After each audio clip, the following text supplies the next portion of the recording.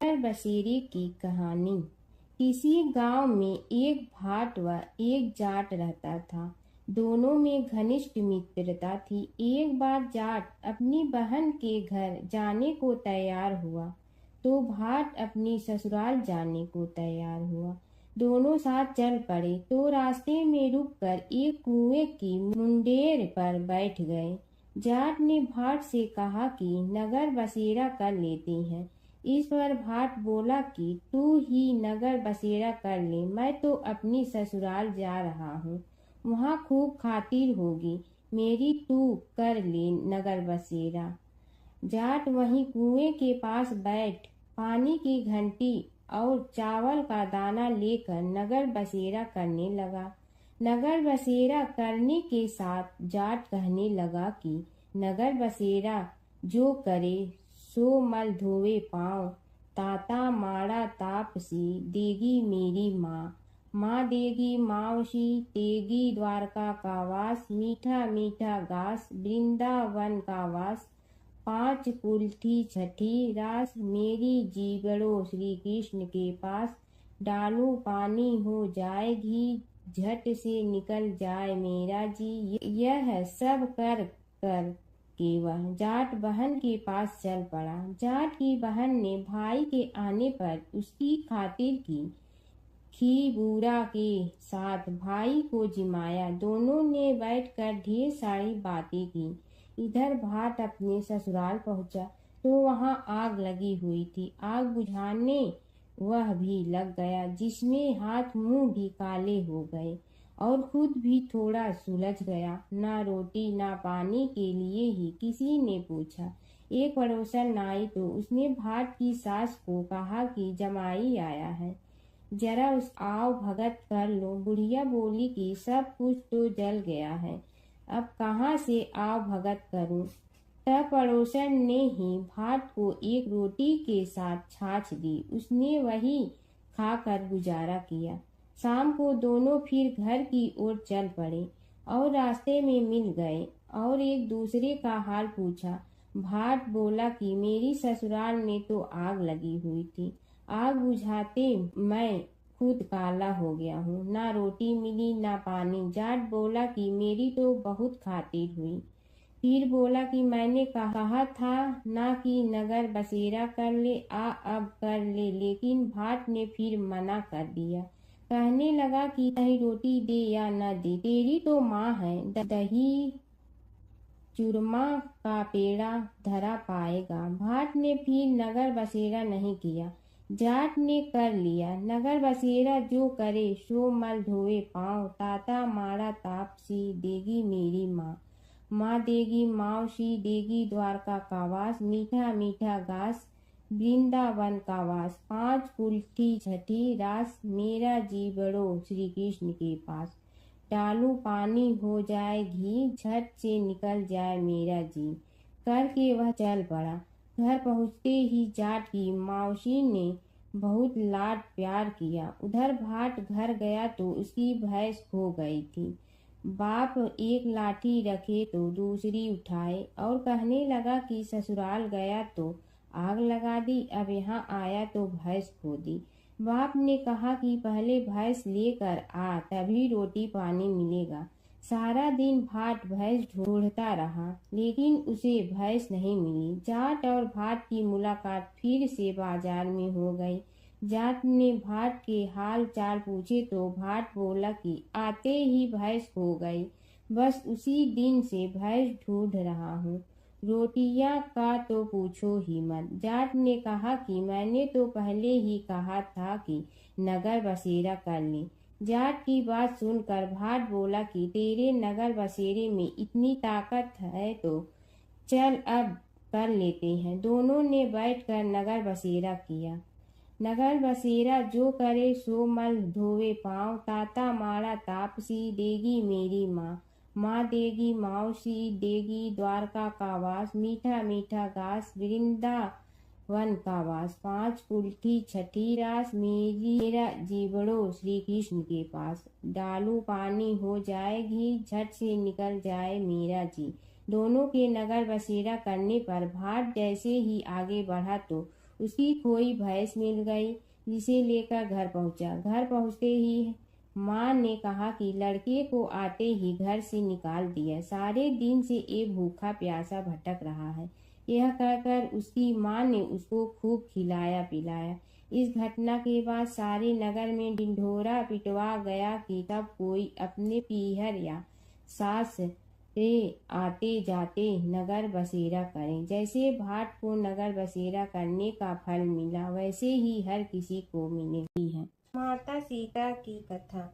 यह कहानी सीता माता कहती थी और श्री राम इसे सुना करते थे। एक दिन श्री राम भगवान को किसी काम के लिए बाहर जाना पड़ा, तो सीता माता कहने लगी कि भगवान, मेरा तो 12 वर्ष का नित्य नियम है। अब आप बाहर जाएंगे तो मैं अपनी कहानी किसे सुनाऊंगी। श्री राम ने कहा कि तुम कुएं की पाल पर जाकर बैठ जाना और वहां जो औरतें पानी भरने आएंगी उन्हें अपनी कहानी सुना देना। सीता माता कुएं की पाल पर जाकर बैठ जाती हैं। एक स्त्री आई, उसने रेशम की जड़ी की साड़ी पहन रखी थी और सोने का घड़ा ले रखा था। सीता माता उसे देख कहती हैं कि बहन, मेरा 12 वर्ष का नित्य सुन लो। पर वह स्त्री बोली कि मैं तुम्हारा नित्य सुनूंगी तो मुझे घर जाने में देरी हो जाएगी और मेरी सास मुझसे लड़ेंगी। उसने कहानी नहीं सुनी और चली गई। उसकी रेशम जड़ी की साड़ी फट गई, सोने का घड़ा मिट्टी के घड़े में बदल गया। सास ने देखा तो पूछा कि ये किसका दोष अपने सिर लेकर आ गई है। बहू ने कहा कि कुएं पर एक औरत बैठी थी, उसने कहानी सुनने के लिए कहा, लेकिन मैंने सुनी नहीं, जिसका यह फल मिला है। बहू की बात सुनकर अगले दिन वही साड़ी और घड़ा लेकर सास कुएं की पाल पर गई। सास को वहीं माता सीता बैठी मिली, तो माता सीता ने कहा कि बहन, मेरी कहानी सुन लीजिए। सास बोली कि एक बार छोड़, मैं तो 4 बार कहानी सुन लूंगी। राम आए लक्ष्मण आए, देश के पुजारी आए, नित नेम का नेम लाए, आओ राम बैठो राम। तपी रसोई जियो राम, माखन मिश्री खाओ राम। दूध बतासा पियो राम, सूत के पलका मोठो राम। साल दुसाला पोठो राम, साल दुसाला ओढ़ो राम। जब बोलो जब राम ही राम, राम संवारे सबके काम। खाली घर भंडार भरेंगे, सबका बेड़ा पार करेंगे। श्री राम जय जय राम। सास बोली कि बहन, कहानी तो बहुत अच्छी लगी। कहानी सुनकर सास घर चली गई और उसकी साड़ी फिर से रेशम जड़ी की बन गई। मिट्टी का घड़ा फिर सोने के घड़े में बदल गया। बहू कहने लगी, सासू माँ, आपने ये सब कैसे किया। सास ने कहा कि बहू, तू दोष लगा के आई थी और मैं अब दोष उतार कर आ रही हूँ। बहू ने फिर पूछा कि वह कुएं वाली स्त्री कौन है। सास बोली कि वे सीता माता थी। वे पुराने से नया कर देती हैं, खाली घर में भंडार भर देती हैं। वह लक्ष्मी जी का वास घर में कर देती हैं। आदमी की जो भी इच्छा हो उसे पूरा कर देती हैं। बहू बोली कि ऐसी कहानी मुझे भी सुना दो। सास बोली कि ठीक है, तुम भी सुनो। और सास ने कहानी शुरू की। राम आए लक्ष्मण आए, देश के पुजारी आए, नित नेम का नेम लाए, आओ राम बैठो राम। तपी रसोई जियो राम, माखन मिश्री खाओ राम। दूध बतासा पियो राम, सूत के पलका मोठो राम। साल दुसाला पोठो राम, साल दुसाला ओढ़ो राम। जब बोलो जब राम ही राम, राम संवारे सबके काम। खाली घर भंडार भरेंगे, सबका बेड़ा पार करें। श्री राम जय जय राम। कहानी सुनकर बहू बोली कि कहानी तो बहुत अच्छी है। सास ने कहा कि ठीक है, इस कहानी को रोज कहा करेंगे। अब सास बहू रोज सवेरे उठती, नहाती धोती और पूजा करने के बाद नित्य की सीता की कहानी कहती। एक दिन उनके यहाँ एक पड़ोस की औरत आई। और बोली कि बहन जरा सी आँच दे ना। तो वह बोली कि आज तो अभी हमने जलाई ही नहीं। पड़ोसन ने कहा कि तुम सुबह 4 बजे से उठकर क्या कर रही हो? फिर उन्होंने कहा कि सुबह उठकर हम पूजा करते हैं, फिर सीता माता की नित्य नेम की कहानी कहते हैं। पड़ोसन ने उसकी बात सुनकर फिर कहा कि सीता माता की कहानी कहने से तुम्हें क्या मिलता है? वे बोली कि इनकी कहानी कहने से घर में भंडार भर जाते हैं, सारे काम सिद्ध होते हैं, मन की इच्छा भी पूरी हो जाती है। पड़ोसन कहती है कि बहन ऐसी कहानी तो मुझे भी सुना दो। फिर वह बोली कि ठीक है, तुम भी यह कहानी सुन लो। राम आए लक्ष्मण आए, देश के पुजारी आए, नित नेम का नेम लाए, आओ राम बैठो राम। सारी कहानी सुनने के बाद पड़ोसन कहने लगी, बहन कहानी तो मुझे बहुत अच्छी लगी। अब वह पड़ोसन भी नित नेम सीता माता की कहानी कहने लगी। कहानी कहने से सीता माता ने पड़ोसन के भी भंडार भर दिए। अब तो पूरे मोहल्ले में नित नेम की कथा चल पड़ी। हर किसी की मनोकामना पूरी होने लगी। हे सीता माता, जैसे आपने उनके भंडार भरे, वैसे ही आप हमारे भी भंडार भरना, सबकी भरना, कहानी सुनने वाले के भी और कहानी कहने वाले के भी। गणेश और बुढ़िया माई की कथा। एक बुढ़िया थी, वह बहुत ही गरीब और दृष्टिहीन थी।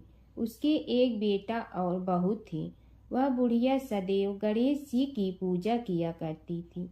एक दिन गणेश जी प्रकट होकर उस बुढ़िया से बोले, बुढ़िया माँ, तू जो चाहे सो मांग ले। बुढ़िया बोली, मुझे तो मांगना नहीं आता, कैसे और क्या मांगूं? तब गणेश जी बोले, अपने बहू बेटे से पूछ कर मांग ले। तब बुढ़िया ने अपने बेटे से कहा, गणेश जी कहते हैं तू कुछ मांग ले, बता मैं क्या मांगूं? पुत्र ने कहा, माँ तू धन मांग ले।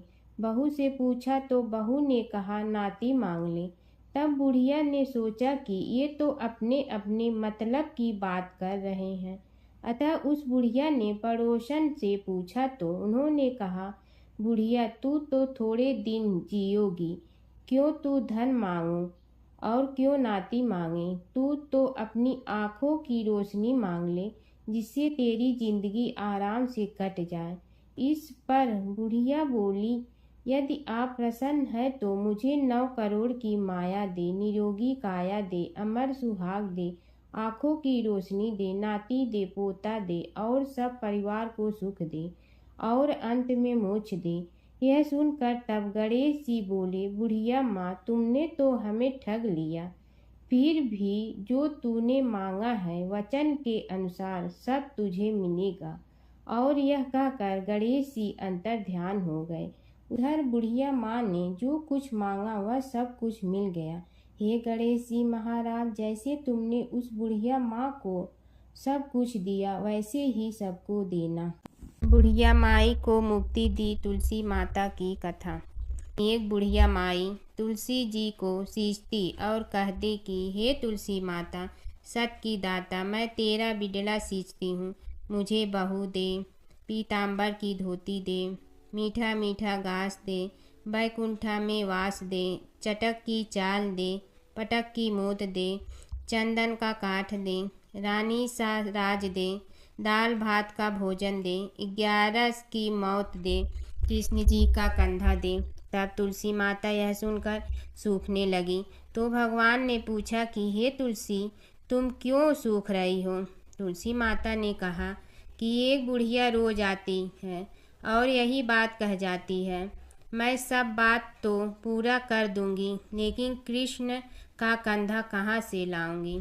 तो भगवान बोले, जब वो मरेगी तो मैं अपने आप कंधा दे आऊँगा, तू बुढ़िया माई से कह देना। जब बुढ़िया माई मर गई, सब लोग आ गए।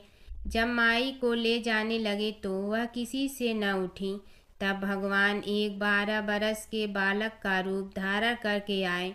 बालक ने कहा, मैं कान में एक बात कहूँगा तो बुढ़िया माई उठ जाएगी। बालक ने कान में कहा, बुढ़िया माई मन की निकाल ले, पीताम्बर की धोती ले, मीठा मीठा घास ले, बैकुंठा का वास ले, चटक की चाल ले, पटक की मोत ले, कृष्ण जी का कंधा लें। यह सुनकर बुढ़िया माई हल्की हो गई।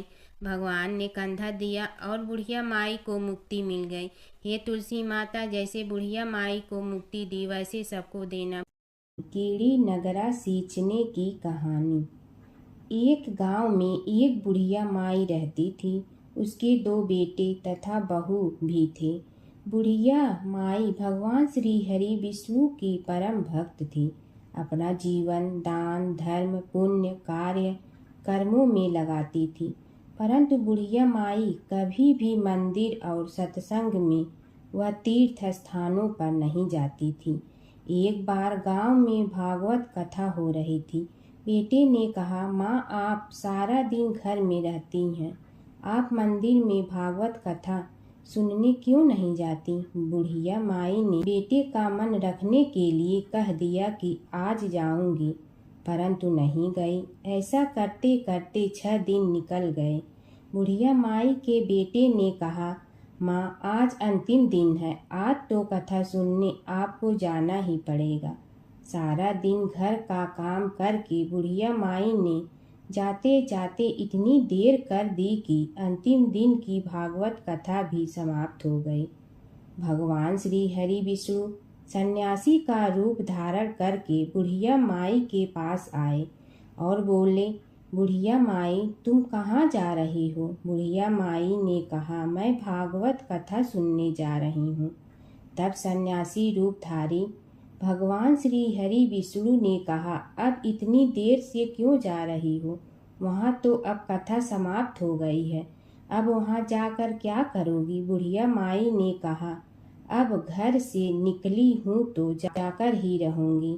सब सन्यासी रूपधारी भगवान श्री हरि विष्णु ने कहा कि अब कथा समाप्त हो गई, भक्त लोग भी अपने अपने घर चले गए, अब तुम वहाँ से क्या लाओगी?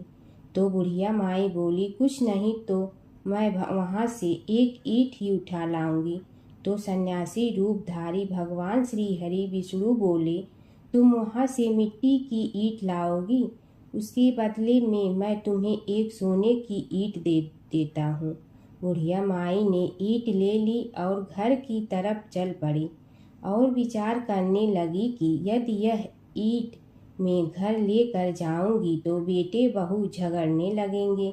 इसीलिए घर के आंगन में बाहर ही बुढ़िया माई ने वह ईंट जमीन में गाड़ दी।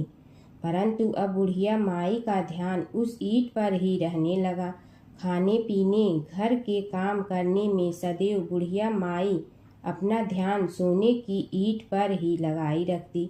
बेटे बहू ने पूछा, माँ, पूरे दिन घर के आंगन में क्या करती रहती हो? तो बुढ़िया माई ने कहा, मैं आने जाने वाले को देखती रहती हूँ।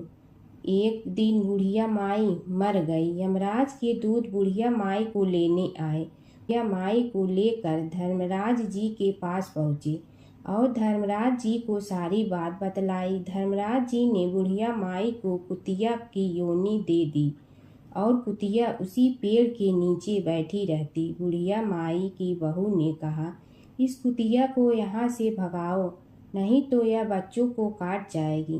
तो उसके बेटे ने उसकी पीठ पर एक लकड़ी मारी और बुढ़िया माई मर गई और को सर्प की योनि मिली। आंगन में सर्प को देखकर बेटे बहू ने किसी को काट नहीं जाए इसी डर से मार दिया। फिर बुढ़िया माई मरकर धर्मराज जी के पास पहुंची।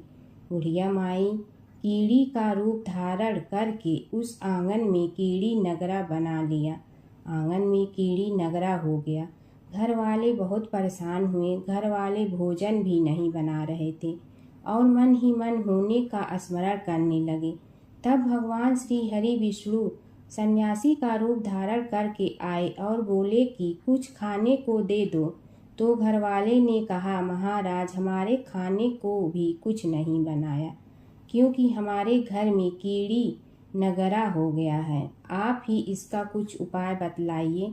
तब महाराज जी ने आंगन में खोदा और सोने की 28 निकाली और दोनों बेटों को दे दी और कहा, तुम्हारी माँ के नाम से दान पुण्य करना, धर्मशाला बनवाना, स्कूल बनवाना, प्याऊ लगवाना, गौशाला में गाय के चारे खाने की व्यवस्था करना। परंतु दोनों बेटे आपस में झगड़ने लगे कि तू दान कर, तू दान कर। किसी ने बुढ़िया माई के नाम से कोई दान नहीं किया और कीड़ी नगरा वहाँ उसी स्वरूप में स्थापित रहा। कुछ दिन बाद सन्यासी वापस आया और बुढ़िया माई के बेटों ने भगवान स्वरूपधारी सन्यासी महाराज से कहा कि हमारी घर की हालत वैसी की वैसी है, कीड़ी नगरा तो वैसे का वैसा ही है। तब साधु रूपधारी सन्यासी महाराज ने कहा, वह सोने के ईंट के टुकड़े लाओ और उन्हें बेचकर उनसे जो भी धन मिले उसे तुम्हारी माँ के नाम से दान पुण्य करो। इस कीड़ी नगरा पर शक्कर और आटा डालो। तुम ऐसा करोगे तो तुम्हारी माँ को मोक्ष प्राप्ति होगी। और उनके घर से कीड़ी नगरा चला गया। जो व्यक्ति प्रतिदिन सुबह प्रातः आटा और शक्कर कीड़ी नगरे पर डालता है, वह सदैव धनवान, पुत्रवान, संपन्न, सुख शांति से जीवन यापन करता है। उसके घर में कभी कोई कष्ट नहीं आता है। उसका जीवन सदा सर्वदा आनंद से व्यतीत होता है। उसके परिवारजन उसे अत्यधिक स्नेह प्रदान करते हैं। कीड़ी नगरा प्रतिदिन सींचने से जुड़ी नगरी की कहानी सुनने से, दान पुण्य व धर्म कार्यों में रुचि लगाने से जीवन उत्तम हो जाता है। धर्मराज जी की कथा। दो सेठानियाँ थीं। एक के घर में धन बहुत था पर वह कंजूस थी। दूसरी के पास धन थोड़ा कम था पर मन से वह बहुत अमीर थी। रोज सवेरे उठती, गंगा स्नान करती, तुलसी माता, बड़ पीपल सींचने, भगवान के मंदिर जाके पूजा करती। धर्मराज सूरज भगवान की कहानी सुनती, भगवान के भोग लगाकर अतिथि को जिमाती, गाय कुत्ता के लिए ग्रास निकालती। दूसरी सेठानी इस धर्मात्मा को देखकर हंसती और कहती, पता नहीं दिन भर क्या करती रहती है। थोड़े समय बाद दोनों सेठानियों को भगवान का बुलावा आया। धर्मात्मा सेठानी के तो यमराज जी ने विमान भेजा और दूसरी को दूत मारते ही ले गया। रास्ते में सेठानी बोली, मेरे को भूख लगी है। तो दूत बोले, किसी को कुछ दिया होगा तो मिलेगा। फिर बोली, प्यास लगी है। दूत बोले, किसी को पानी पिलाया तो मिलेगा। रास्ते में उसे काट चुभने लगे, गर्मी पड़ने लगी, पर दूत तो उसे घसीटे ही ले गए। अब सेठानी बहुत पछताने लगी कि सब कुछ होते हुए भी दान धर्म नहीं किया। इतने में यमराज का दरबार आया। धर्मात्मा बुढ़िया को भगवान के पास सिंहासन मिला और वह उस पर बैठी थी। उधर दूसरी सेठानी को तपते कुंड में डाल दिया। अब सेठानी यमराज से बोली, मुझे 1.25 पहर का जीवन दान दे दो, मैं वापस आकर दंड भोग लूंगी। यमराज बोले, ठीक है। सेठानी के शरीर में वापस प्राण डाल दिए। संसार में आते ही पंडितों को बुलाकर सेठानी ने धर्मराज की कथा सुनी, सब तरह से दान धर्म किया। इतने में समय पूरा हो गया। अब की बार विमान आया। 1.25 पहर के दान धर्म से सेठानी को स्वर्ग मिला। धर्मराज जी की परम भक्त पोपा बाई की कथा। एक गांव में एक पोपा बाई रहती थी। जब वह 5 साल की थी तभी से वह नियम से धर्मराज जी व्रत की कथा सुनती थी और व्रत करती थी। एक दिन उसने अपने भाई व भाभी से कहा कि मैं शादी नहीं करूंगी। अब मैं अपना समय भगवान की पूजा अर्चना में ही बिताना चाहती हूँ। इसलिए मेरी झोपड़ी गांव के बाहर बनवा दो और गांव में सबको कह दो कि वह अपनी गाय व बछड़ों को मेरे यहाँ ही घास भूस चरने को भेज दो और जिसकी भी इच्छा हो, श्रद्धा हो, मुझे खाना भिजवा दो।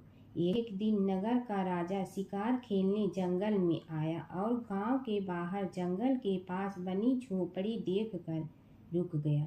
झोपड़ी के पास जाकर उसने आवाज लगाई कि कौन है, लेकिन भीतर से कोई आवाज न आने पर वह लगातार दरवाजा खटखटाता रहा।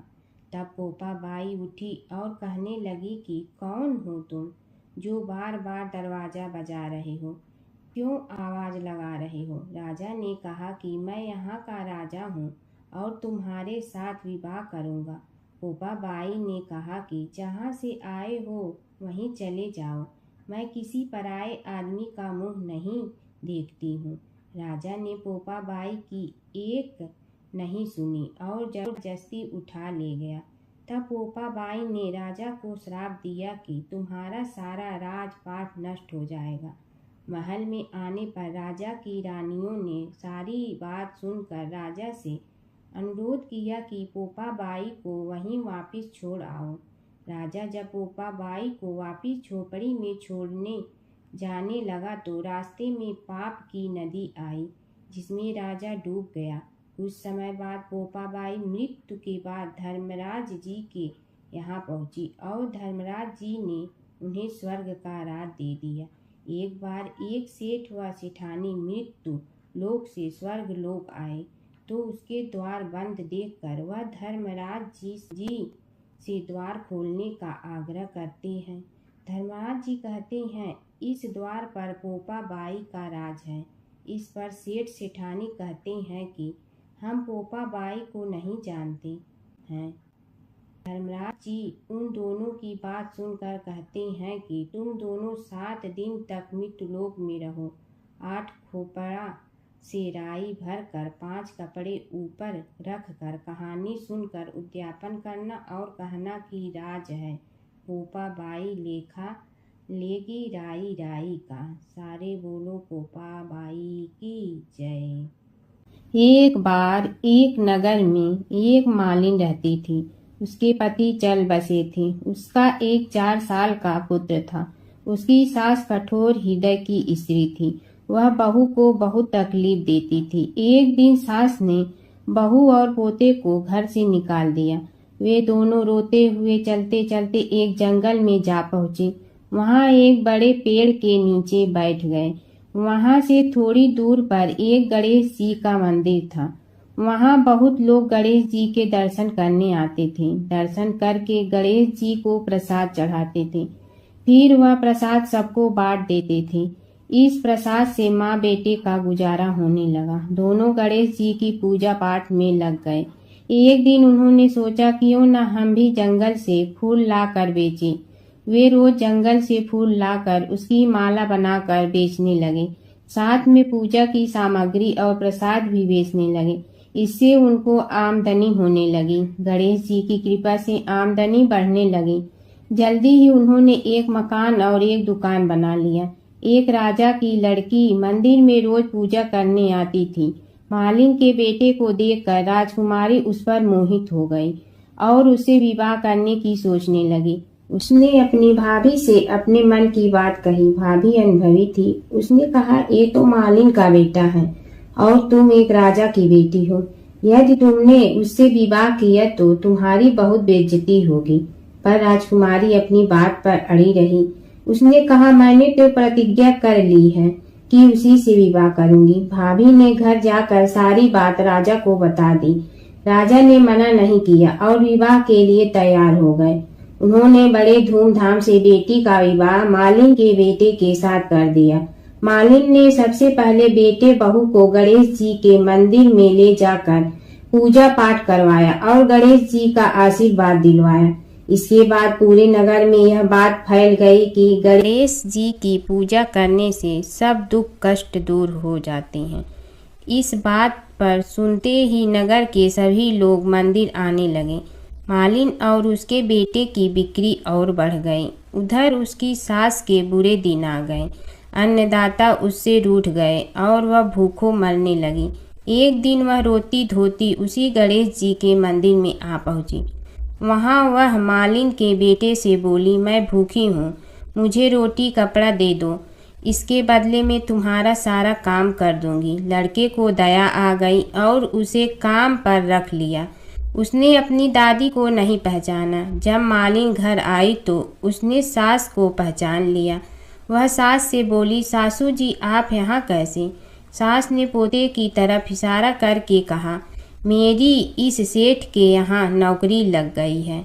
बहू बोली, यह आपका पोता है और यह घर भी आपका ही है, यह दुकान भी आपकी ही है। जब आपने हमें घर से निकाला तब गणेश जी ने हमारी रक्षा की। बहू की बात सुनकर सास बोली, मेरी करनी मैं भोगूंगी। बहू बोली, सासू जी अब आप हमारे यहाँ रहो और पोते का सुख देखो। हे गणेश जी महाराज, जैसा सुख आपने मालिन को दिया वैसा ही सुख सबको देना। प्राचीन काल की बात है। नैमिषारण्य क्षेत्र में ऋषि, महर्षि और साधु संतों का समाज जुड़ा था। उसमें श्री सूत जी भी विद्यमान थे। शौनक जी ने उनकी सेवा में उपस्थित होकर निवेदन किया कि हे अज्ञान रूप घोर तिमिर को नष्ट करने में करोड़ों सूर्यों के समान प्रकाशमान श्री सूत जी हमारे कानों के लिए अमृत के समान जीवन प्रदान करने वाले कथा तत्व का वर्णन कीजिए। हे सूत जी, हमारे हृदयों में ज्ञान के प्रकाश की वृद्धि तथा भक्ति, वैराग्य और विवेक की उत्पत्ति जिस कथा से हो सकती हो वह हमारे प्रति कहने की कृपा कीजिए। शौनक जी की जिज्ञासा से सूत जी बड़े प्रसन्न हुए। पुरातन इतिहासों के स्मरण से उनका शरीर पुलकायमान हो रहा था। वे कुछ देर उसी स्थिति में विराजमान रहकर कुछ विचार करते रहे और अंत में बोले, शौनक जी, इस विषय में आपके चित्त में बड़ी जिज्ञासा है। आप धन्य हैं जो सदैव ज्ञान की प्राप्ति में तत्पर रहते हुए विभिन्न पुराण कथाओं की जिज्ञासा रखते हैं। आज मैं आपको ज्ञान के परम स्रोत रूप श्री गणेश जी का जन्म कर्म रूप चरित्र सुनाऊंगा। गणेश जी से ही सभी ज्ञानों, सभी विद्याओं का उद्भव हुआ है। अब आप सावधान चित्त से विराजमान हो। श्री गणेश जी के ध्यान और नमस्कार पूर्वक उनका चरित्र श्रवण करें। नमस्तस्मै गणेशाय ब्रह्मा विद्या प्रदायिनी यनागस्त्यसमः साक्षात विघ्न सागर शोषणे। कैसे हैं वे श्री गणेश जो सभी प्रकार की ब्रह्म विद्याओं को प्रदान करने वाले अर्थात ब्रह्मा के सगुण और निर्गुण स्वरूप पर प्रकाश डालने और जीव ब्रह्मा का अभेद प्रतिपादन करने वाली विद्याओं के दाता हैं। वे विघ्नों के समुद्रों को महर्षि अगस्त के समान शोषण करने में समर्थ हैं। इसलिए उनका नाम विघ्न सागर शोषक के नाम से प्रसिद्ध है। मैं उन भगवान श्री गणेश जी को नमस्कार करता हूँ। प्रथम पूजा के अधिकारी श्री गणेश जी, यह कहकर सूत जी कुछ समय के लिए मौन हो गए और फिर बोले, शौनक जी, भगवान गणेश जी ही सर्वप्रथम पूजा प्राप्ति के अधिकारी हैं। किसी भी देवता की पूजा करो, पहले उनकी पूजा करो। शौनक जी ने निवेदन किया, हे भगवान, हे सूत, सर्वप्रथम यह बताने की कृपा कीजिए कि गणेश जी को प्रथम पूजा का अधिकार किस प्रकार प्राप्त हुआ। इस विषय में मेरी बुद्धि मोह को प्राप्त हो रही है कि सृष्टि रचयिता ब्रह्मा जी, पालन करता भगवान नारायण और संहार करता शिव जी में से किसी को प्रथम पूजा का अधिकारी क्यों नहीं माना गया। यह त्रिदेव ही तो सबसे बड़ा देवता माने जाते हैं। सूत जी ने कहा, शौनक जी, यह भी एक रहस्य ही है। देखो, अधिकार मांगने से नहीं मिलता, इसके लिए योग्यता होनी चाहिए। संसार में अनेकों देवी देवताएं पूजे जाते हैं। पहले जो जिसका इष्ट देव होता है वह उसी की पूजा किया करता है। इससे बड़े देवताओं के महत्व में कमी आने की आशंका उत्पन्न हो गई। इस कारण देवताओं में परस्पर विवाद होने लगा। वे उसका निर्णय प्राप्त करने के लिए शिव जी के पास पहुँचे और प्रणाम करके पूछने लगे, प्रभु, हम सब में प्रथम पूजा का अधिकारी कौन है। शिव जी सोचने लगे कि किसे प्रथम पूजा का अधिकारी माने। तभी उन्हें एक युक्ति सूझी। बोले, देवगण, इसका निपटारा बातों से नहीं तथ्यों से होगा। इसके लिए एक प्रतियोगिता रखनी होगी, शिव की परिक्रमा करने की प्रतियोगिता। देवगण उनका मुख देखने लगे। शंकित हृदय से सोचने लगे कि कैसी प्रतियोगिता रहेगी। यह शिव जी ने उनके मन के भाव ताड़ लिए, इसलिए सांत्वना भरे शब्दों में बोले, घबराओ मत, कोई कठिन परीक्षा नहीं ली जाएगी। बस इतना ही कि सभी अपने अपने वाहनों पर चढ़कर संसार की परिक्रमा करो और फिर यहाँ लौट आओ। जो पहले लौटेगा वही सर्वप्रथम पूजा का अधिकारी होगा। अब क्या देर थी, सभी अपने अपने वाहन पर चढ़कर दौड़ पड़े। किसी का वाहन गजराज था तो किसी का सिंह, किसी का भैंसा तो किसी का मृग, किसी का हंस तो किसी का उल्लू, किसी का अश्व तो किसी का श्वान। अभिप्राय यह है कि वाहनों को विविधता के दर्शन उस समय जितने भले प्रकार से हो सकते थे उतने अन्य समय में नहीं। सबसे गया बीता वाहन गणेश जी का था मूषक, उससे चूहा भी कहते हैं। ऐसे वाहन के बल भरोसे इस प्रतियोगिता में सफल होना तो क्या, सम्मिलित होना भी हास्यास्पद है। गणेश जी ने सोचा, छोड़ो, क्या होगा प्रतियोगिता में भाग लेने से, हम तो यहाँ बैठे रहकर ही तमाशा देखेंगे। वे बहुत देर तक विचार करते रहे। अंत में उन्हें एक युक्ति सूझी। शिव जी स्वयं ही जगदाता हैं, यह संसार उन्हीं का प्रतिबिंब है, तब क्यों न इन्हीं की परिक्रमा कर ली जाए। इनकी परिक्रमा करने से ही संसार की परिक्रमा हो जाएगी। ऐसा निश्चय कर उन्होंने मूषक पर चढ़कर शिव जी की परिक्रमा की और उनके समक्ष जा पहुँचे। शिव जी ने कहा, तुमने परिक्रमा पूर्ण कर ली? उन्होंने उत्तर दिया, जी हाँ। शिव जी सोचने लगे कि इसे तो यहीं घूमते हुए देखा, फिर परिक्रमा कैसे कराया। देवताओं का परिक्रमा करके लौटना आरंभ हुआ और उन्होंने गणेश जी को वहां बैठे देखा तो माथा ठनक गया। फिर भी साहस करके बोले, अरे तुम विश्व की परिक्रमा के लिए नहीं गए? गणेश जी ने कहा, अरे मैं कब का यहाँ आ गया। देवता बोले, तुम्हें तो कहीं भी नहीं देखा। गणेश जी ने उत्तर दिया, देखते कहाँ से, समस्त संसार शिव जी में विद्यमान है। इनकी परिक्रमा करने से ही संसार की परिक्रमा पूर्ण हो गई। सूत जी बोले, शौनक, इस प्रकार गणेश जी ने अपनी बुद्धि के बल पर ही विजय प्राप्त कर ली। उनका कथन सत्य था, इसलिए कोई विरोध करता भी तो कैसे। बस उसी दिन से गणेश जी की प्रथम पूजा होने लगी। सूत जी बोले, हे शौनक जी, यह एक तथ्य है कि गणेश जी ही उसके पात्र हैं। वे बड़े देवता का भी कार्य सिद्धि में विघ्न उपस्थित होने पर उन विघ्न राज का आश्रय न लिया हो। हे शौनक, वे देव भी बड़े दयालु हैं। नाम तो शिव जी का ही आशुतोष है, किंतु वे सर्वात्मा और सर्वरक्षक प्रभु तो शिव जी की अपेक्षा भी शीघ्र ही प्रकट हो जाते हैं। उनका भक्त कभी किसी संकट में नहीं पड़ता। यदि प्रारब्ध वशात कभी किसी विपत्ति में पड़ भी जाता है तो गणेश्वर की उपासना करने पर उनके अनुग्रह से उनके समस्त दुख दूर होकर परम सुख की प्राप्ति होती है। शौनक ने कहा, हे सूत जी, हे महाभाग, हे प्रभु, मैं गणेश जी के विभिन्न चरित्रों का अध्ययन करना चाहता हूँ, तो मुझे बताइए कि किस ग्रंथ का अवलोकन करूँ। हे दयामय, आपको तो उनके समस्त चरित्र विदित है कि यदि आप ही उन्हें सुनाने की कृपा करें तो मेरा अत्यधिक उपकार होगा।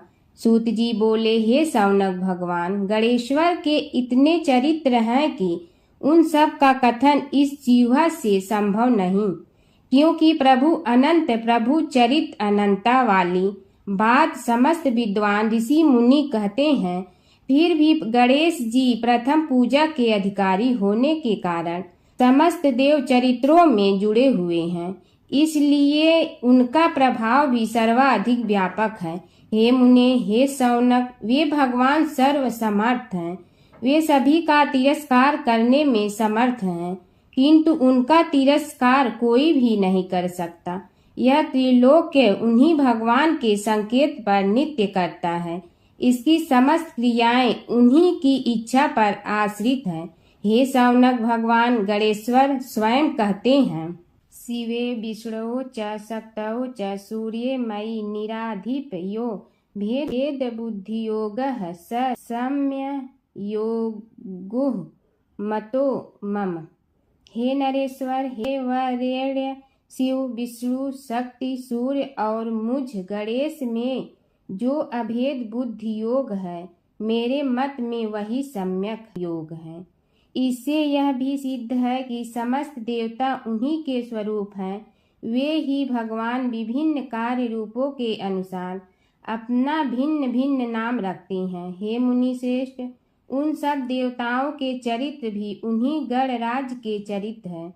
यद्यपि सब चरित्र एक ही ग्रंथ में मिलने में संभव नहीं है, फिर भी गणेश्वर के अनेकों प्रमुख चरित्रों का वर्णन गणेश पुराण में हुआ है। राजा सोमकांत का वृत्तांत कथन। शौनक जी ने पूछा, हे प्रभु, गणेश पुराण का आरंभ किस प्रकार हुआ, यह मुझे बताने की कृपा करे। इस पर सूत जी ने कहने लगे, हे शौनक, यद्यपि गणेश पुराण है तो बहुत प्राचीन, क्योंकि भगवान गणेश्वर तो आदि हैं। न जाने कब से गणेश जी अपने उपासकों पर कृपा करते चले आ रहे हैं। उनके अनंत चरित्र हैं, जिनका संग्रह एक महापुराण का रूप ले सकता है। उसे एक बार भगवान नारायण ने नारद जी को और भगवान ने शंकर और जगन जननी पार्वती जी को सुनाया था। बाद में वही पुराण संक्षेप रूप में ब्रह्मा जी ने महर्षि वेद व्यास को सुनाया और फिर व्यास जी ने महर्षि भृगु को सुनाया। भृगु ने कृपा करके सौराष्ट्र के एक राजा सोमकांत को सुनाया था। तब से वह पुराण अनेक कथाओं में विस्तृत होता रहा और अनेक कथाओं से रहित होता हुआ अनेक रूप में प्रचलित है। शौनक जी ने पूछा, भगवान, आप यह बताने का कष्ट करें कि राजा सोमकांत कौन था। उसने महर्षि से गणेश पुराण का श्रवण कहाँ किया था, उस पुराण के श्रवण से उसे क्या क्या उपलब्धियां हुई। हे नाथ, मुझे श्री गणेश्वर की कथा के प्रति उत्कंठा बढ़ती ही जा रही है।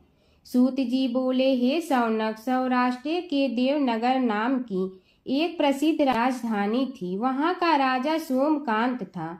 वह अपनी प्रजा का पुत्र के समान पालन करता था। वह वेद ज्ञान संपन्न, शस्त्र विद्या में पारंगत एवं प्रबल प्रतापी राजा, समस्त राजाओं में मान्य तथा अत्यंत वैभवशाली था। उसका ऐश्वर्य कुबेर के भी ऐश्वर्य को लज्जित करता था। उसने अपने पराक्रम से अनेकों देश जीत लिए थे। उसकी पत्नी अत्यंत रूपवती, गुणवती, धर्माज्ञा एवं पतिव्रत धर्म का पालन करने वाली थी। वह सदैव अपने प्राणनाथ की सेवा में लगी रहती थी। उसका नाम सुधर्मा था। जैसे वह प्रतिव्रता थी, वैसे ही राजा भी एक पत्नी व्रता का पालन करने लगा। उसके हेमकांत नामक एक सुंदर पुत्र था। वह भी सभी विद्याओं का ज्ञाता और अस्त्र शस्त्रादि के अभ्यास में निपुण हो गया था। यह सभी श्रेष्ठ लक्षणों से संपन्न, सद्गुणी एवं प्रजा जनों के हितों का अत्यंत पोषक था। इस प्रकार राजा सोमकांत स्त्री पुत्र, पशुवाहन, राज्य एवं प्रतिष्ठा आदि से सब प्रकार सुखी था। उससे दुख तो था ही नहीं। सभी राजागण उसका हार्दिक सम्मान करते थे तथा उसकी श्रेष्ठ कीर्ति भी संसार व्यापी थी। परंतु युवा अवस्था के अंत में सोमकांत को घृणित कोष्ठ रोग हो गया। उसके अनेक उपचार किए गए, किंतु कोई लाभ नहीं हुआ। रोग शीघ्रता से बढ़ने लगा और उसके कीड़े पड़ गए।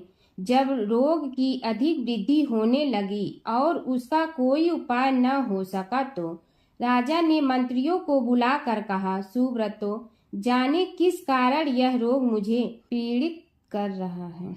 अवश्य ही यह किसी पूर्व जन्म के पाप का फल होगा।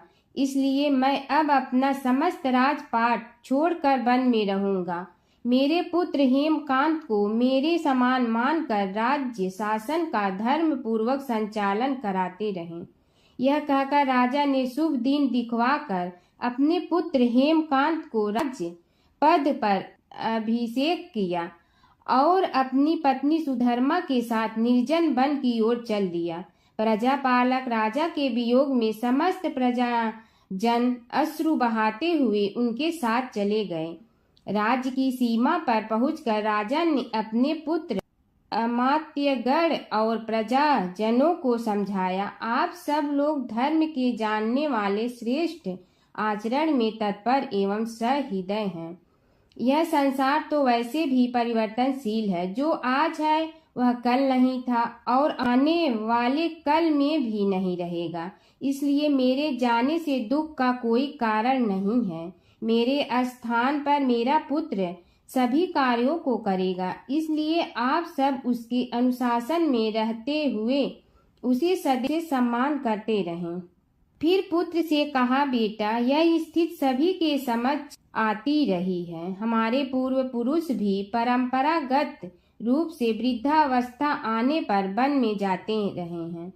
मैं कुछ समय पहले ही वन में जा रहा हूँ, तो कुछ पहले या पीछे जाने में कोई अंतर नहीं पड़ता। यदि कुछ वर्ष बाद जाऊं तब भी मोह का त्याग करना ही होगा। इसलिए हे वत्स, तुम दुखित मत हो और मेरी आज्ञा मानकर राज्य शासन को ठीक प्रकार चलाओ। ध्यान रखना, क्षत्रिय धर्म का कभी त्याग न करना और प्रजा को सदा सुखी रखना। इस प्रकार राजा सोमकांत ने सभी को समझा बुझाकर वहां से वापस लौट आया और स्वयं अपनी पतिव्रता भार्या के साथ वन में प्रवेश किया। पुत्र हेमकांत के आग्रह से उसने सुबल और ज्ञान गम्य नामक 2 आत्माओं को भी साथ ले लिया। उन सब ने एक समतल एवं सुंदर स्थान देखकर वहां विश्राम किया। तभी उन्हें एक मुनि कुमार दिखाई दिया। राजा ने उससे पूछा, तुम कौन हो, कहाँ रहते हो? यदि उचित समझो तो मुझे बताओ। मुनि बालक ने कोमल बाड़ी में कहा, मैं महर्षि भृगु का पुत्र हूँ। मेरा नाम च्यवन है। हमारा आश्रम निकट में ही है। अब आप भी अपना परिचय दीजिए। राजा ने कहा, मुनि कुमार, आपका परिचय पाकर मुझे बड़ी प्रसन्नता हुई। मैं सौराष्ट्र के देवनगर नामक राज्य का अधिपति रहा हूँ। अब अपने पुत्र को राज्य देकर मैंने अरण्य की शरण ली है। मुझे कुष्ठ रोग अत्यंत पीड़ित किए हुए हैं। उसकी निवृत्ति का कोई उपाय करने वाला हो तो कृपा कर मुझे बताइए। मुनि कुमार ने कहा, मैं अपने पिताजी से अपना वृतांत कहता हूँ, फिर वे जैसा कहेंगे आपको बताऊंगा। यह कहकर मुनि बालक चला गया और कुछ देर में ही आकर बोला, राजन, मैंने आपका वृतांत अपने पिताजी को बताया। उनकी आज्ञा हुई है कि आप सब मेरे साथ आश्रम में चलकर उनसे भेंट करें, तभी आपके रोग के विषय में भी विचार किया जाएगा। राजा सोमकांत के पूर्व जन्म का वृत्तांत भृगु द्वारा वर्णन। राजा अपनी पत्नी और अमात्यों के सहित च्यवन के साथ साथ भृगु आश्रम में जा पहुंचा और उन्हें प्रणाम कर बोला, हे भगवान, हे महर्षि, मैं आपकी शरण हूँ। आप मुझ कुष्ठी पर कृपा कीजिए। महर्षि बोले, राजन, यह तुम्हारे किसी पूर्व जन्म कृत पाप का ही उदय हो गया है। इसका उपाय मैं विचार करके बताऊंगा। आज तो तुम सब स्नान आज से निवृत्त होकर रात्रि विश्राम करो। महर्षि की आज्ञा अनुसार सबने स्नान भोजन आदि के उपरांत रात्रि व्यतीत की और प्रातः काल स्नान आदि नित्य कर्मों से निवृत्त होकर महर्षि की सेवा में उपस्थित हुए। महर्षि ने कहा, राजन, मैंने तुम्हारे पूर्व जन्म का वृतांत जान लिया हूँ और यह भी विदित कर लिया है कि किस पाप के फल से तुम्हें इस रोग की प्राप्ति हुई है। यदि तुम चाहो तो उसे सुना दूं। राजा ने हाथ जोड़कर निवेदन किया, बड़ी कृपा होगी मुनिनाथ, मैं उसे सुनने के लिए उत्कंठित हूँ। महर्षि ने कहा, तुम पूर्व जन्म में एक धनवान वैश्य के लाडले पुत्र थे। वह वैश्य विंध्याचल के निकट कौलहार नामक ग्राम में निवास करता था। उसकी पत्नी का नाम सुलोचना था। तुम उसी वैश्य दंपत के पुत्र हुए। तुम्हारा नाम कामद था। तुम्हारा लालन पालन बड़े लाड चाव से हुआ। उन्होंने तुम्हारा विवाह एक अत्यंत सुंदरी वैश्य कन्या से कर दिया था, जिसका नाम कुटुम्बिनी था। यद्यप तुम्हारी भार्या सुशीला थी और तुम्हें सदैव धर्म में निरत देखना चाहती थी, किंतु तुम्हारा स्वभाव वासनांध होने के कारण दिन प्रतिदिन उज्जवल होता जा रहा था। किंतु माता पिता भी धार्मिक थे, इसलिए उनके सामने तुम्हारी उज्ज्वलता दबी रही। परंतु माता पिता की मृत्यु के बाद तुम निरंकुश हो गए और अपनी पत्नी की बात भी नहीं मानते थे। तुम्हें अनाचार में प्रवृत्त देखकर उसे दुख होता था, तो भी उसका कुछ बस न चलता था। तुम्हारी उन्मत्तता चरम सीमा पर थी। अपनों से भी द्वेष और क्रूरता का व्यवहार किया करते थे। हत्या आदि कराते थे। तुम्हारे लिए सामान्य बात हो गई। पीड़ित व्यक्तियों ने तुम्हारे विरुद्ध राजा से पुकार की। अभियोग चला और तुम्हें राज्य की सीमा से भी बाहर चले जाने का आदेश हुआ। तब तुम घर छोड़कर किसी निर्जन वन में रहने लगे। उस समय तुम्हारा कार्य लोगों को लूटना और हत्या करना ही रह गया। एक दिन माध्याह्न काल था। गुणवर्धक नामक एक विद्वान ब्राह्मण उधर से निकला। बेचारा अपनी पत्नी को लिवाने के लिए ससुराल जा रहा था। तुमने उस ब्राह्मण युवक को पकड़कर लूट लिया। प्रतिरोध करने पर उसे मारने लगे तो वह चित्कार करने लगा, मुझे मत मार, मत मार। देख, मेरा दूसरा विवाह हुआ है। मैं पत्नी को लेने के लिए जा रहा हूँ। किंतु तुम तो क्रोधवश में ऐसे लीन हो रहे थे कि तुमने उसकी बात सुनकर भी नहीं सुनी। जब उसे मारने लगे तो उसने श्राप दे दिया, अरे हत्यारे, मेरी हत्या के पाप से तो सहस्त्र कल्प तक घोर नरक भोगोगे। तुमने उसकी कोई चिंता न की और सिर काट लिया। राजन, तुमने ऐसी ऐसी एक नहीं बल्कि अनेक निरीह हत्याएं की थी, जिनकी गणना करना भी पाप है। इस प्रकार इस जन्म में तुमने घोर पाप कर्म किए थे, किंतु बुढ़ापा आने पर जब अशक्त हो गए तब तुम्हारे साथ जो क्रूर कर्मा थे वे भी किनारा कर गए। उन्होंने सोच लिया कि अब तो इसे खिलाना भी पड़ेगा, इसलिए मरने दो यहीं। अमोघ प्रभाव गणेश उपासना का कथन। राजन, अब तुम निरालंब थे, चल फिर तो सकते ही नहीं थे। भूख से पीड़ित रहने के कारण रोगों ने भी घेर लिया। उधर से जो कोई निकलता तुम्हें घृणा की दृष्टि से देखता हुआ चला जाता। तब तुम आहार की खोज में बड़ी कठिनाई से चलते हुए एक जीर्ण शीर्ण देवालय में पहुंचा। उसमें भगवान गणेश्वर की प्रतिमा विद्यमान थी। तब न जाने किस पुण्य के उदय होने से तुम्हारे मन में गणेश जी के प्रति भक्ति भाव जागृत हुआ। तुम निराहार रहकर उनकी उपासना करने लगे। उससे तुम्हें सब कुछ मिला और रोग भी कम हुआ। राजन, तुमने अपने साथियों की दृष्टि बचाकर बहुत सा धन एक स्थान पर गाड़ दिया था। अब तुमने उस धन को उसे देवालय के जीर्णोद्धार में लगाने का निश्चय किया। शिल्पी बुलाकर उस मंदिर को सुंदर और भव्य बनवा दिया। इस कारण कुख्याति सुख्याति में बदलने लगी। फिर यथा समय तुम्हारी मृत्यु हुई। यमदूतों ने पकड़कर तुम्हें यमराज के समक्ष उपस्थित किया। यमराज तुमसे बोले, जीव, तुमने पाप और पुण्य दोनों ही किए हैं और दोनों का ही भोग तुम्हें भोगना है, किंतु पहले पाप का फल भोगना चाहते हो पुण्य का। इसके उत्तर में तुमने प्रथम अपने पुण्य कर्मों के भोग की इच्छा प्रकट की और इसीलिए उन्होंने तुम्हें राजकुल में जन्म लेने के लिए भेज दिया। पूर्व जन्म में तुमने भगवान गणाध्यक्ष का सुंदर एवं भव्य मंदिर बनवाया था, इसलिए तुम्हें सुंदर देह की प्राप्ति हुई। यह कहकर महर्षि भृगु कुछ रुके। उन्होंने देखा कि राजा को इस वृतांत पर शंका हो रही है। तभी महर्षि के शरीर में असंख्य विकराल पक्षी उत्पन्न होकर राजा की ओर झपटे। उनकी चोंच बड़ी तीक्ष्ण थी, जिनसे वे राजा के शरीर को नोच नोच कर खाने लगे। उसके कारण उत्पन्न असहनीय पीड़ा से व्याकुल हुए राजा ने महर्षि के समक्ष हाथ जोड़कर निवेदन किया, प्रभु, आपका आश्रम तो समस्त द्वेष आदि से परे है और यहाँ मैं आपकी शरण में बैठा हूँ। तब यह पक्षी मुझे आकर ही क्यों पीड़ित कर रहे हैं? हे मुनिनाथ, इनसे मेरी रक्षा कीजिए।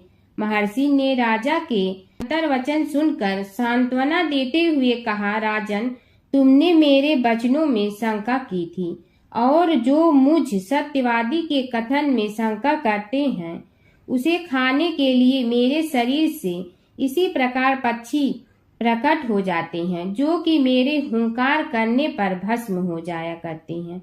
यह कर महर्षि ने हुंकार की और तभी वे समस्त पक्षी भस्म हो गए। राजा श्रद्धावनत होकर उनके समक्ष अश्रुपात करता हुआ बोला, प्रभु, अब आप पाप से मुक्त होने का उपाय कीजिए। महर्षि ने कुछ विचार कर कहा, राजन, तुम पर भगवान गणेश्वर की कृपा सहज रूप से है और वे ही प्रभु तुम्हारे पापों को भी दूर करने में समर्थ हैं।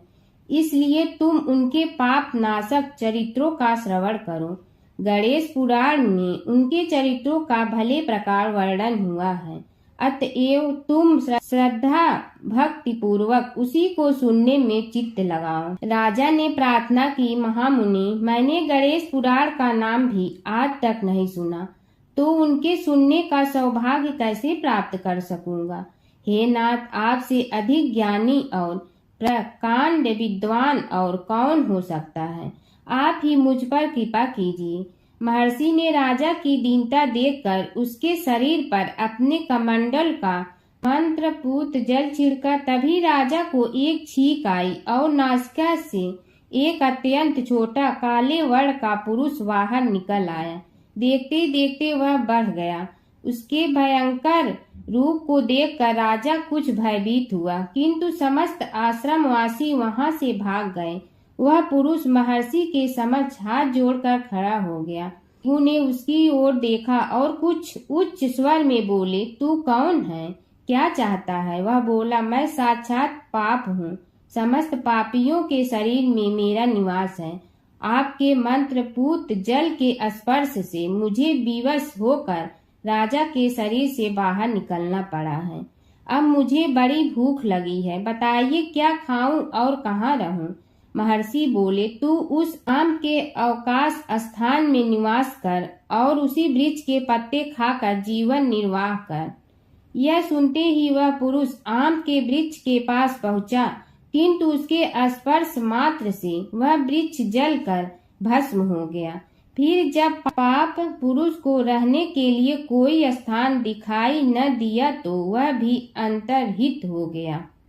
भगवान विष्णु और नारद की कथा। एक बार नारद मुनि जी ने भगवान विष्णु जी से पूछा, हे भगवान, आपका इस समय सबसे प्रिय भक्त कौन है?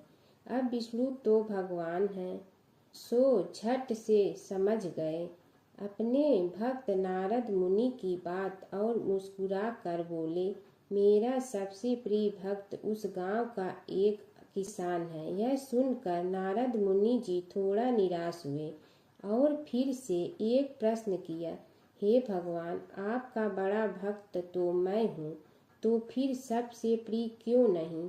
भगवान विष्णु जी ने नारद मुनि जी से कहा, इसका जवाब तो तुम खुद ही दोगे। जाओ, एक दिन उसके घर रहो और फिर सारी बात मुझे बताना। नारद मुनि जी सुबह सवेरे मुंह अंधेरे उस किसान के घर पहुंच गए।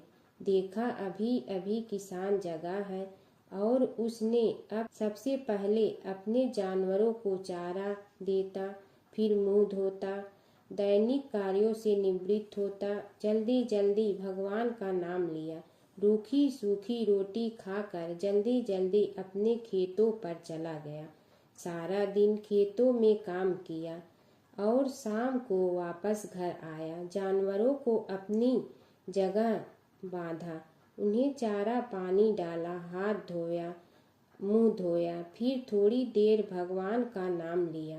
फिर परिवार के संग बैठकर खाना खाया और कुछ बातें की और फिर से सो गया।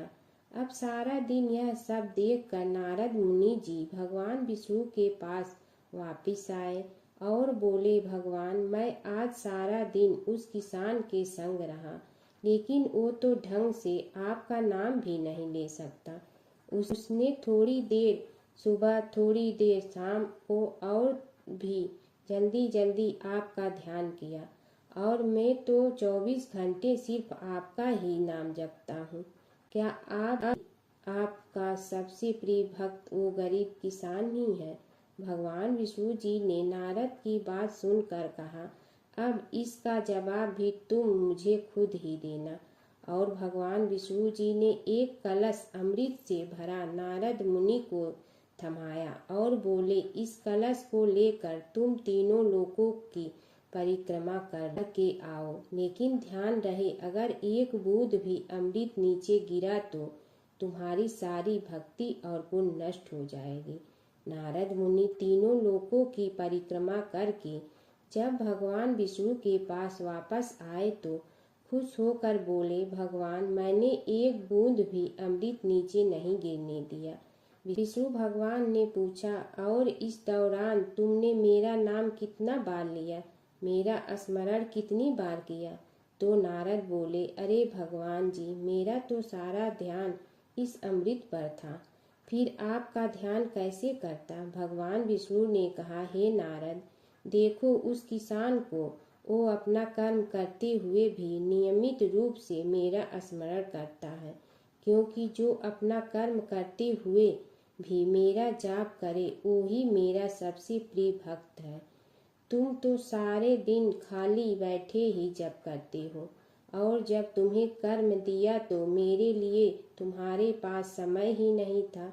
तो नारद मुनि सब समझ गए और भगवान के चरण पकड़ कर बोले, हे भगवान, आपने मेरा अहंकार तोड़ दिया, आप धन्य हैं। पुरुषोत्तम मास की कथा। प्राचीन समय की बात है। देवताओं और ऋषियों ने भगवान विष्णु से पूछा, हे प्रभु, यह पुरुषोत्तम मास क्या है और इसका इतना महत्व क्यों माना जाता है? तब भगवान विष्णु बोले, सभी महीनों में एक अतिरिक्त मास आता है जिसे लोग मलमास कहकर तुच्छ समझते थे। उस मास का कोई स्वामी नहीं था, इसलिए वह बहुत दुखी रहता था। अपमान सहते सहते वह भगवान विष्णु के पास पहुंचा और रो कर बोला, हे प्रभु, सब लोग मेरा तिरस्कार करते हैं, मेरा कोई सम्मान नहीं करता है। भगवान विष्णु को उस मास पर दया आ गई। उन्होंने कहा, आज से मैं स्वयं तुम्हारा स्वामी हूँ। मेरा नाम पुरुषोत्तम है, इसलिए अब तुम्हें पुरुषोत्तम मास कहा जाएगा। जो मनुष्य इस मास में स्नान, दान, व्रत, कथा और भगवान का भजन करेगा, उसे अनेक यज्ञों के समान पुण्य मिलेगा। तभी से यह मास अत्यंत पवित्र माना जाने लगा। इस महीने में भगवान विष्णु की पूजा, गीता पाठ, दान, पुण्य और व्रत करने का विशेष महत्व है। ऐसा करने से मनुष्य के पाप नष्ट होते हैं और घर में सुख समृद्धि आती है। एक बूढ़ा ब्राह्मण था। वह रोज पीपल को जल से सींचता था। पीपल में से रोज एक लड़की निकलती और कहती, पिताजी, मैं आपके साथ जाऊंगी। यह सुनते सुनते बूढ़ा दिन ब दिन कमजोर होने लगा। तो बुढ़िया ने पूछा कि क्या बात है? बूढ़ा बोला कि पीपल से एक लड़की निकलती है और कहती है कि वह भी मेरे साथ चलेगी। बुढ़िया बोली कि कल ले आना उस लड़की को, जहाँ 6 लड़कियां पहले से ही हमारे घर में है, वहाँ 7वीं लड़की और सही। अगले दिन बूढ़ा उस लड़की को घर ले आया। घर लाने के बाद बूढ़ा ब्राह्मण आटा मांगने गया तो उसने पहले दिनों की अपेक्षा आज ज़्यादा आटा मिला था। जब बुढ़िया वह आटा छानने लगी तो लड़की ने कहा कि लाओ माँ, मैं छान देती हूँ। जब वह आटा छानने बैठी तो परात भर गई। उसके बाद माँ खाना बनाने जाने लगी तो लड़की बोली कि आज रसोई मैं बनाऊंगी। तो बुढ़िया बोली कि ना, तेरे हाथ जल जाएंगे। लेकिन लड़की नहीं मानी। वह रसोई में खाना बनाने गई तो उसने तरह तरह के 36 व्यंजन बना डाले और आज सभी ने भर पेट खाना खाया। इससे पहले वह आधा पेट भूखा ही रहते थे। रात हुई तो बुढ़िया का भाई आया और कहने लगा कि दीदी, मैं तो खाना खाऊंगा। बुढ़िया परेशान हो गई कि अब खाना कहाँ से लाऊंगी। लड़की ने पूछा कि क्या बात है माँ। उसने कहा कि तेरा मामा आया है और रोटी खाएगा, लेकिन रोटी तो सबने खा ली है, अब उसके लिए कहाँ से लाऊंगी। लड़की बोली कि तू चिंता मत कर माँ, मैं बना दूंगी। और वह रसोई में गई और मामा के लिए 36 व्यंजन बना दी। मामा ने भरपेट खाया और कहा भी कि ऐसा खाना इससे पहले उसने कभी नहीं खाया है। बुढ़िया ने कहा कि भाई, तेरी बावनी भाजी है, उसी ने बनाया है। शाम हुई तो लड़की बोली कि माँ, चौका लगा के चौके का दिया जला देना, कोठे में मैं सोऊंगी। बुढ़िया बोली कि ना बेटी, तू डर जाएगी। लेकिन वह बोली कि ना माँ, मैं नहीं डरूंगी, मैं अंदर कोठे में ही सोऊंगी। वह कोठे में ही जाकर सो गई। आधी रात को लड़की उठी और चारों ओर आंख मारी तो धन ही धन हो गया। वह बाहर जाने लगी तो एक बूढ़ा ब्राह्मण सो रहा था। उसने देखा तो कहा कि बेटी, तू कहाँ चली। लड़की बोली कि मैं तो दरिद्रता दूर करने आई थी, अगर तुम्हें दूर करवानी है तो करवा लो। उसने बूढ़े के घर में भी आँख से देखा तो चारों ओर धन ही धन हो गया। सुबह सवेरे सब उठे तो लड़की को ना पाकर उसे ढूंढने लगे कि पावनी बेटी कहाँ चली गई। बूढ़ा ब्राह्मण बोला कि वह तो लक्ष्मी माता थी, जो तुम्हारे साथ मेरी दरिद्रता भी दूर कर गई। हे लक्ष्मी माता, जैसे आपने उनकी दरिद्रता दूर की, वैसे ही सबकी करना। हर व्रत कथा के साथ पढ़ी और सुनी जाने वाली लपसी तपसी की यह कहानी। एक लपसी था, एक तपसी था। तपसी हमेशा भगवान की तपस्या में लीन रहता था। लपसी रोजाना सवा सेर की लपसी बनाकर भगवान का भोग लगाकर जीम लेता था। एक दिन दोनों लड़ने लगे। तपसी बोला, मैं रोज भगवान की तपस्या करता हूँ, इसलिए मैं बड़ा हूँ।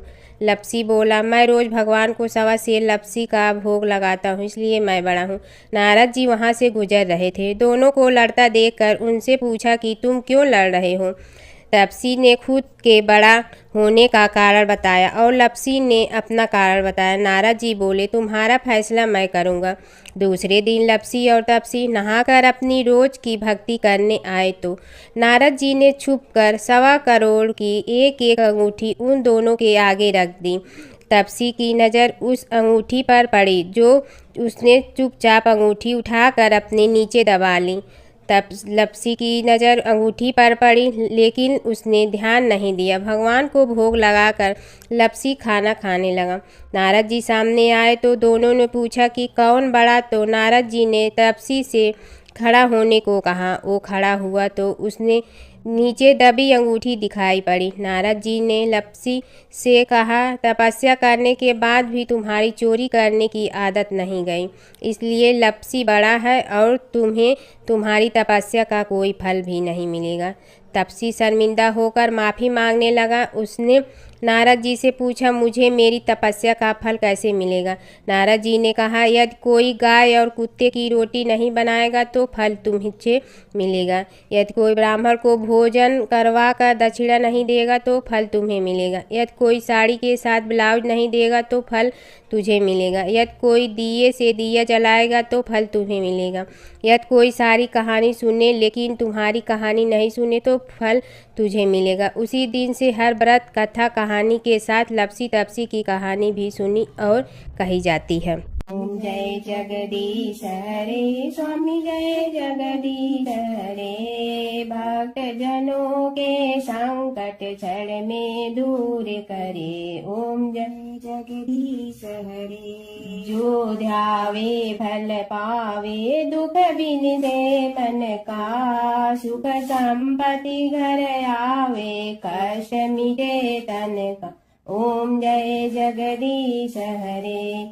मात पिता तुम मेरे, शरण कहूँ किसकी, तुम विनय और न दूजा, आस करूँ जिसकी। ओम जय जगदीश हरे।